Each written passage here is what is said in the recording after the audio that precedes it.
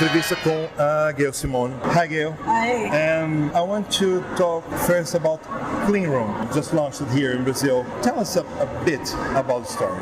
Clean Room is a book about a woman who has a global self-help organization, and she recruits people into her organization to help further her belief system. She has a secret, and she thinks that you have a secret, and she knows how to get it out of you.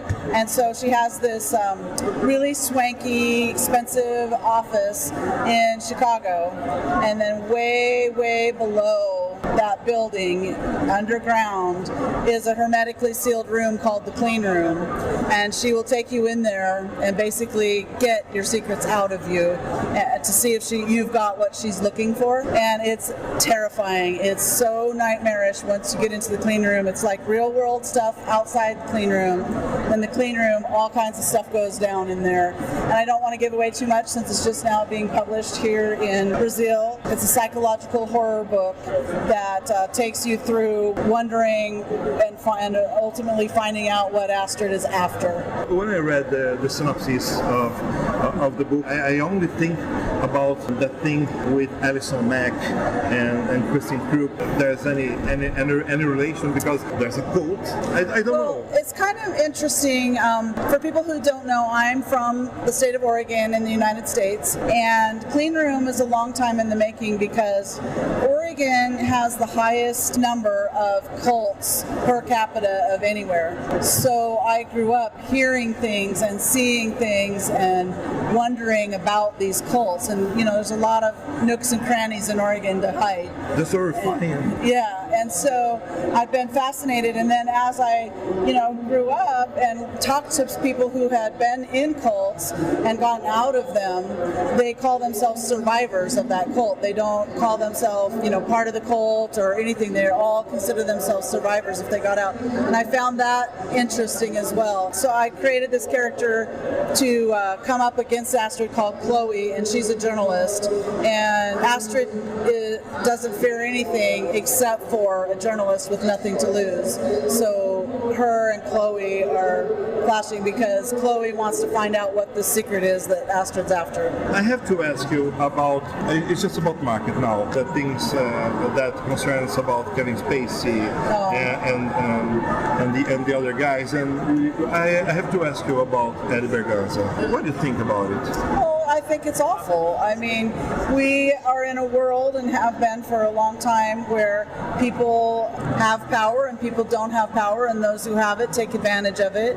And culturally, we need to make some changes. We need to start from when our kids are young and letting people know what's acceptable and what's not acceptable.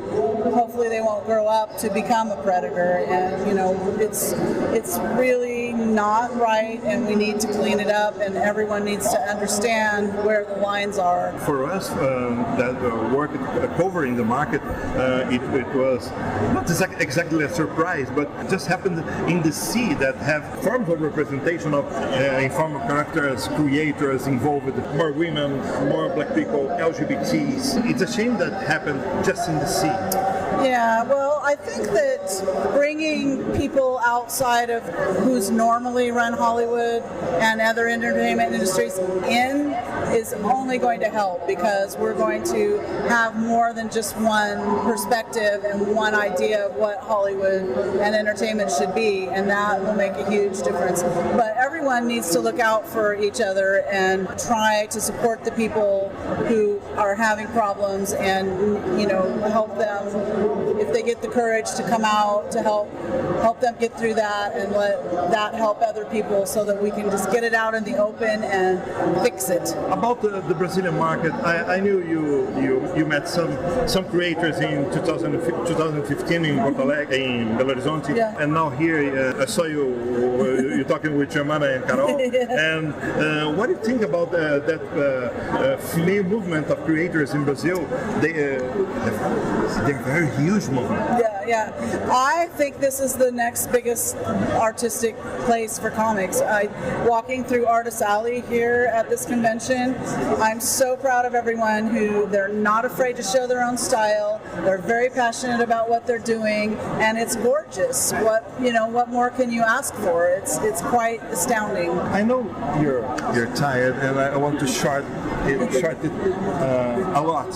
So I just ask you, Gail, to tell to our viewers a message in that messy world we live in, how to live in this world, and how to channel creatively it to make it better.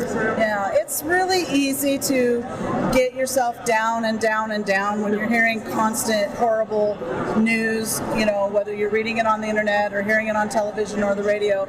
It just gets really depressing. And one thing about movements and change is that frustration and anger can be a great catalyst for change. People will get fed up and make change. And the other thing is to have hope that the world can be better, that you can help, even a small, tiny portion. It's enough. It's better than nothing. So anything that you're hopeful for and that you want to see happen, bring it out, bring it forward, help other people, make your voice heard. People are listening, and then hopefully they can drown out and make it so that some of these really horrible things that are happening become obsolete and a thing of the past. That's it, Gail. Very short.